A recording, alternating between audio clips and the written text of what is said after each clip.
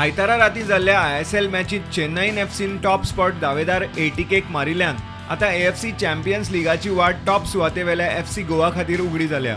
ATK आता गोंया परस 3 पॉयंटांनी फाटीं पडल्या आनी दोनूय पंगड आपापली एक गेम खेळपाचे उरल्यात।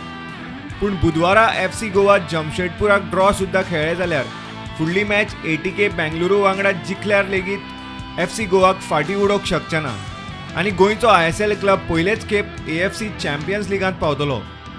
आपलो पंगड बरोच नेटान आसा आनी जैता खातीरूच खेळ करतलो अशें एअरपोर्टावेल्यान कॅप्टन मंदाराव देसायान प्रुडंटाक सांगलें। व्हेरी इम्पॉर्टंट गेम आमकां नेक्स्ट गेम कालचो रिजल्ट पळोवन आमकां ड्रॉ बसून आमकां चलतली Jamshedpur top of the table जावपाक AFC चॅम्पियन्स लीग ग्रुप स्टेजीक पावपाक। मात आमी जिखोंक खेळटले कित्याक आमकां जाता इतकें जिखता तें आमकां बरें आमच्या टिमीक।